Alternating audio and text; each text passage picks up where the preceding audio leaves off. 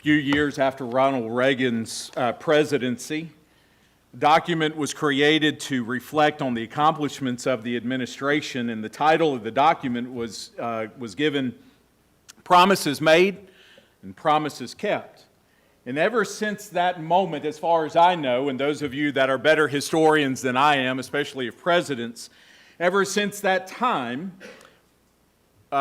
politicians on either side have co-opted that phrase to at least try to portray that they did something with their time within position and within power. We've lived long enough to know, unfortunately, whether we're talking about politicians or just on a day-to-day basis with other human beings, that while promises are made, it is unfortunate that promises are not kept. And yet you are here this morning in part because the God of heaven and earth has made you promises. Do you know that? You know that you are here this morning to be reminded of those promises. And you are here this morning to participate. And you are here this morning to pass on to the next generation that the promises that our God makes will always be kept. It doesn't matter how hard it may look. It doesn't matter how difficult it may be. It doesn't matter how delayed from our point of view that they may take to keep a promise. You are here every first day of the week to be reminded that when your God makes a promise, He will keep the promise. Maybe you will be alive to see it, and maybe you won't. But we don't have to have life in our bodies to know that when God makes a promise, He will keep it. One of my favorite verses in all of the book of Joshua and in all of the Old Testament and in a top 10 of all of the Bible is Joshua 21:45. A promise and a reality that was over 400 years in the making. Not one word. All the good promises that God made to the house of Israel had faith. There were people, since those promises were made to Abraham, that went to their grave only dreaming about it. I was watching the movie Gladiator the other night, and Marcus Aurelius was having a discussion with his general, Maximus. And he brought him into the tent, and he said, he was essentially talking about Rome, and he said, "What is Rome, Maximus?" And then Marcus Aurelius takes on that philosophical tone and just simply says, Rome was a dream. It was like a wish that you could just kind of grab and it would just slip through your fingers, but we built it so much on a dream. The promises of God in the here and now seem like a dream, don't they? We just keep waiting and waiting and waiting. And we keep on waiting and waiting and waiting. And what this verse reminds us is that the waiting for the promises of God to be fulfilled are never in vain. It is never a waste of time to sit and to be reminded and to hang on to every good word and good promise of God. I love how the verse ends. All came to pass. You realize that there will be a day that we consider in human history where those four words will be reality. They just won't be words on a page, but they will be real.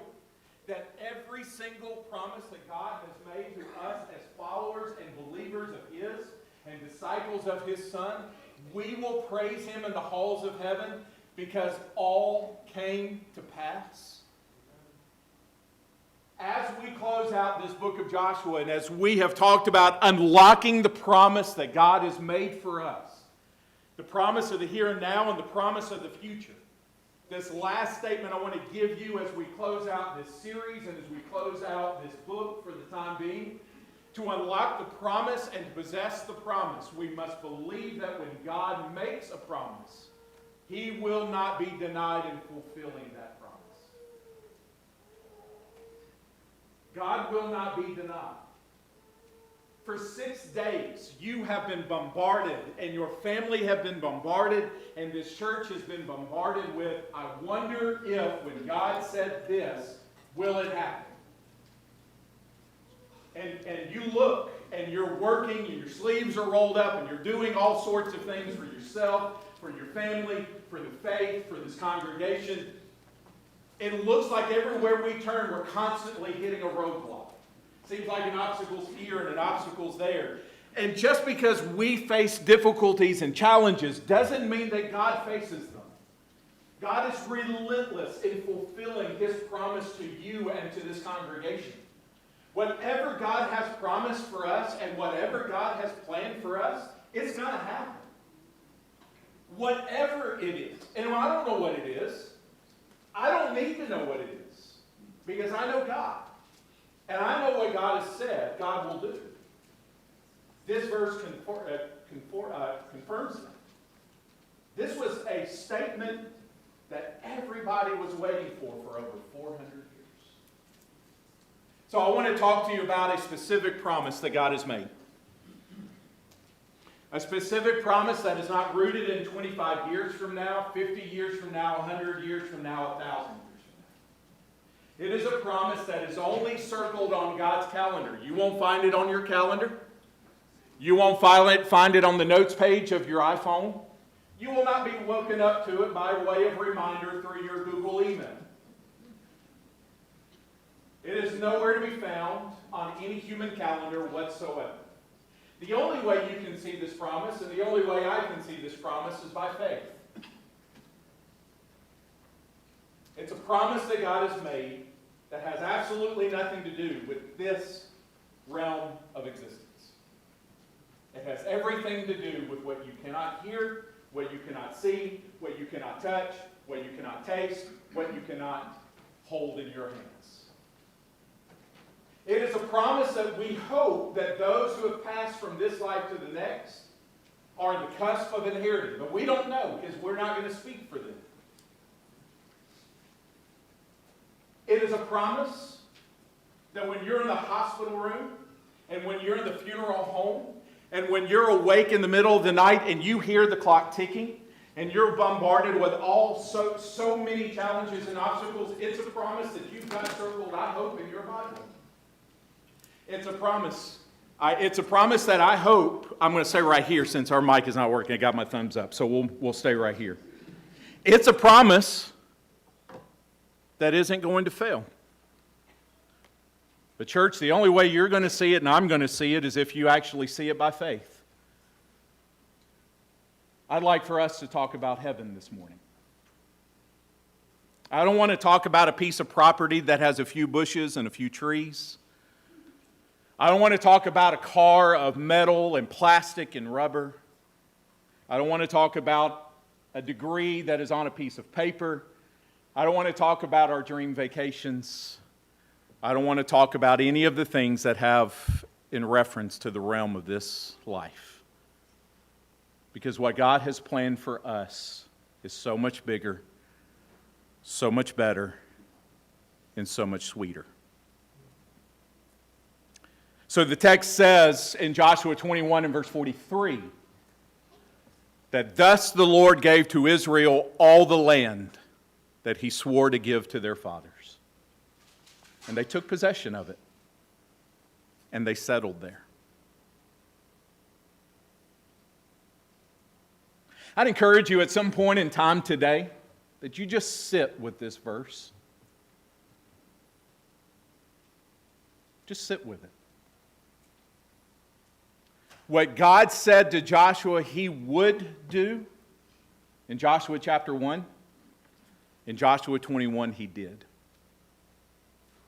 He gave to Israel all the land. What was once a whisper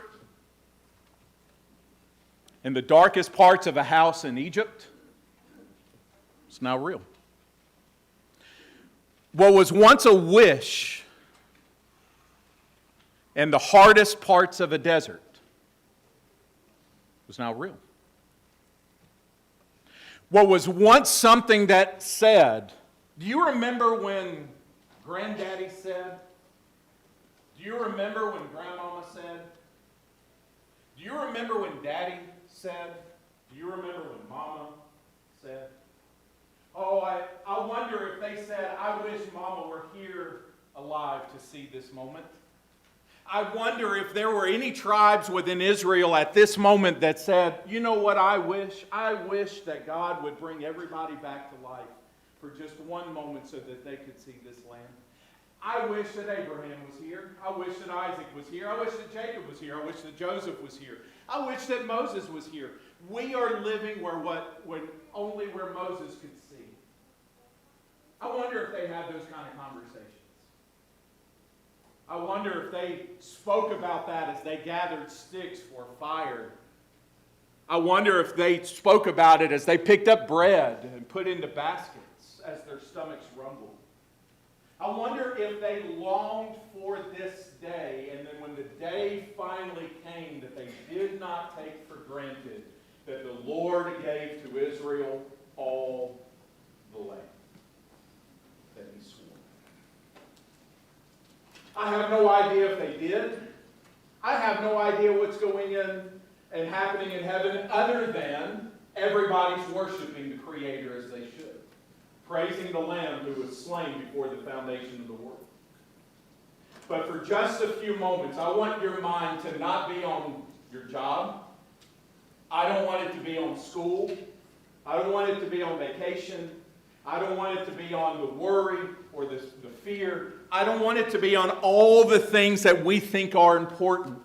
Because life has a way of making things that are important to not be. And I gotta stand still. Y'all tell me to stand still.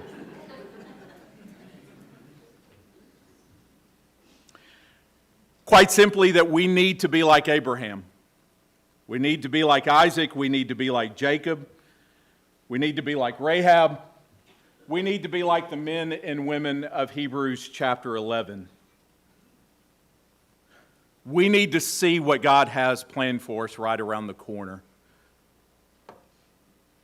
I love the description that's given in Hebrews 11 and verse 10 and then in verse 16 that is speaking of Abraham, he was more than content to live within a tent because he was looking forward to a city that has foundations.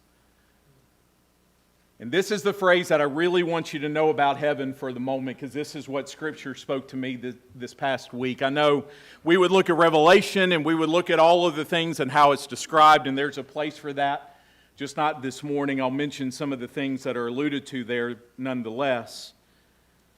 But I just love the picture whose designer and builder is God.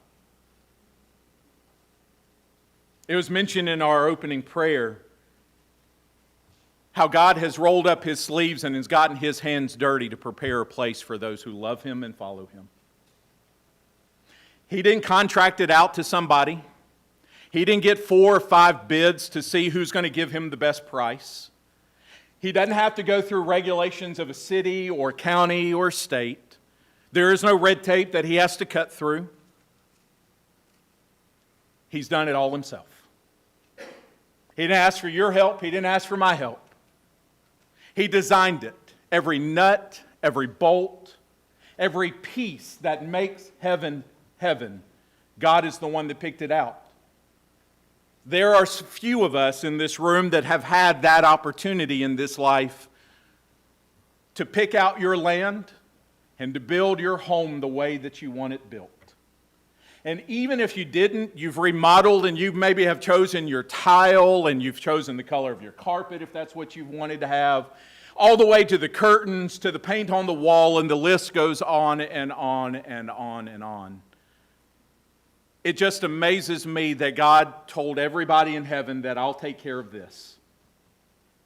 This place is so special to me that I'll be the one that if it requires a hammer, I'll swing the hammer.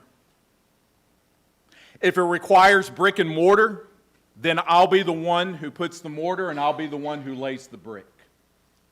That God looked at everybody else and said, you just take care of what's in front of you. I'll handle all of this. You don't have to lift a single finger to build this place. I've got the perfect blueprints. I don't have to outsource it to another architect to see if they will see where I've messed up. That doesn't exist to him. And the beautiful thing about all of it is that where you sit at this very moment, do you know that he did all of that because he was thinking all about you? There are very few times in this life where we're completely and 100% on someone's mind. Do you know that you are in the mind of God every single day? And that he cares about where you're going to be in eternity so much that he purposely built a place for you, whose designer and builder is God. And what I love about verse 16 is that it actually shines the light on us for a moment. And it says, but as it is, speaking of Abraham, Isaac, Jacob, Abel, Moses, Noah, and everybody else, that they desire a better country, a heavenly one. You know what took you to the poll a little less than a year ago, and what drives you to a poll every time? You desire a better county, you desire a better state, you desire a better country. And so you go and you participate. We've got it good in this country. And yet it's just a drop in a bucket compared to what is waiting for us on the other side. Because as good as this country is, it hasn't solved any or all of the problems that plague it. No wonder we should be described as a people who crave a heavenly country. I can't wait to have that craving fulfilled by God himself. And that's what today is about. That just for the briefest of moments, we come up for air and we're reminded of a heavenly country, a promised land that one day will become real for all of us. But the other thing about this is the statement that is made in Joshua 21 and verse 44.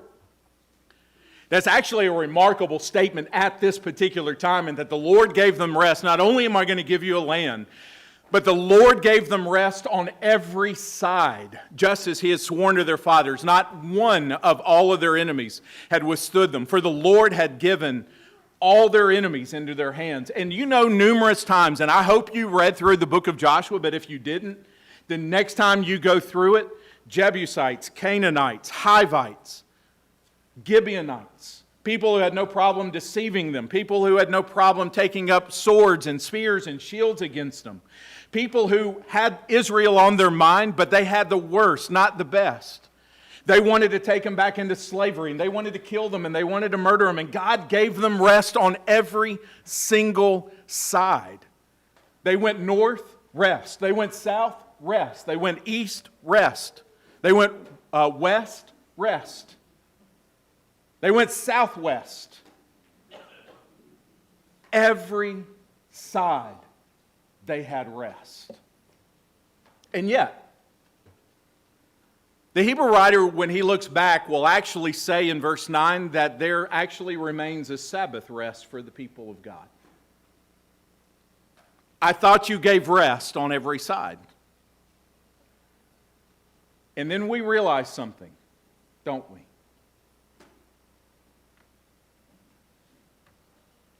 I wonder if there were moms and dads who woke up worried about their children even though they had rest on every side.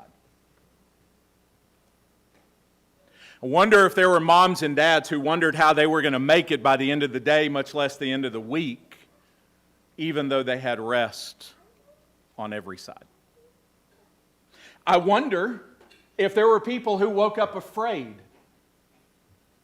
of a new enemy, a bigger enemy, a stronger enemy than the ones they have faced. I wonder if there were people who woke up the next day after they had rest on every side. I wonder if they woke up like many of us doubting something that God said, questioning something that God said. I wonder if they woke up and I wonder if they were discouraged like some of us woke up this morning. I wonder if they woke up, even though they had rest on every side, I wonder if they woke up with stress. I wonder if they woke up with sorrow. I wonder if they woke up with sadness. I wonder if they woke up with wishes unfulfilled and dreams crushed. I wonder if they worried about their small children. I wonder if they worried about their adult children. I wonder. But then, none of us really have to wonder because we know the answer to that, don't we? You see, just because they had rest from a Jebusite or a Gibeonite didn't mean that they were actually at rest. Because what we've learned is that you don't need an enemy pointing a gun at you or taking a sword after you to know that there are things against you. After all, there is a lion that roars every day seeking someone whom he can devour, right? After all, there is the common worries that you have and the stresses and the frustration. There's the outburst of anger. There are the things where I'm my own worst enemy, where I give in to selfishness more than I do in others. There are enemies always around us, isn't there? And the worst kind of enemies are the ones that are inside of us. And then the list goes even deeper, and those are the enemies that we have to live with, knowing that they won't ever really go away. Do you know that God has a date circled on His calendar where you will wake up one day and worry does not exist? It's hard to imagine, right? When was the last time I woke up and I wasn't worried? When was the last time I woke up and I wasn't afraid? When was the last time I woke up and wasn't frustrated or angry or disappointed or discouraged or full of doubt? When was the last time I woke up and I didn't have this gaping hole because death stole my loved one? And instead of leaving me, and instead of leaving that hole empty, it left it with sorrow and sadness. When was the last time any of that happened? And the answer is, I can't tell you the last time. Maybe when I was 6 months old. Ever since I became aware of the world around me, just like you, those enemies come rushing in and crashing just like the waves of the ocean, don't they? Again, do you realize and do you know that there is a date on God's calendar where those things don't exist? That's a pretty amazing thought. No wonder the Hebrew writer says there's a Sabbath rest that remains. That's why the book of Revelation, out of all the books that you would envision to see something in terms of a blessing in regards to a Sabbath rest that remains, is when he says, John the Revelator says in Revelation 14:13, I heard a voice from heaven saying, write this, blessed. Blessed are the dead who die in the Lord from now on. Blessed indeed, says the Spirit, that they may rest from their labors, for their deeds follow them. Aren't you exhausted of fighting worry? And aren't you exhausted of fighting temptation? And aren't you exhausted of fighting sin? And aren't you exhausted of fighting all these other things? Of course we are. Blessed indeed when we get to the other side, because we have been with Jesus on this side. Blessed indeed what is waiting for us. And it's not just a rest from a labor in earning a paycheck. It's a labor to be a human being on this earth. It's a labor. And it's an exhausting labor. And God knows that. And so He designed a city and He built a city where none of that exists. The asphalt will already be laid, so you don't have to drive through a construction zone. The things have already been accomplished. The key in this verse for all of us, and I want to close out with this and then one more statement. The key in this verse is not the blessed, but the blessed who die in the Lord. Because the ones who have the promise of heaven in the future are the ones who have the Lord in the present. The Lord. And only the Lord. guarantees heaven. This makes him the true and better Joshua. Joshua could only provide so much rest. And even Joshua had his mistakes along the way, as we saw a few weeks ago. You realize that Jesus never made one mistake. You realize that Jesus never failed in his earthly life and right now in his heavenly ministry. That he ever fell short. There was no such thing as Jesus making a bad decision. He has never grown tired or exhausted to the point where he's ready to shut the world out, pull the curtains, lock the doors, turn all the lights off, and keep everybody at bay. You realize that everything that Jesus had set before him, he did every single little thing. And all that he asks us is to be with him today so that we can be with him in eternity when the time comes. But the phrase is in the Lord. So part one of the invitation, where are you with the Lord?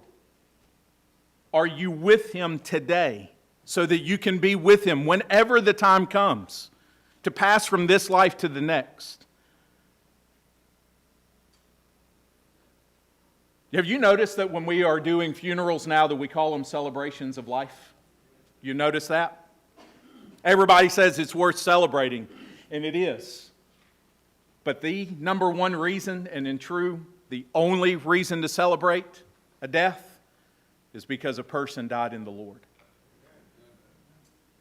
Be in the Lord today. Respond to the good news of his gospel through faith and repentance and baptism. For everybody else, for all the rest of us, all the promises of God find their yes in Jesus.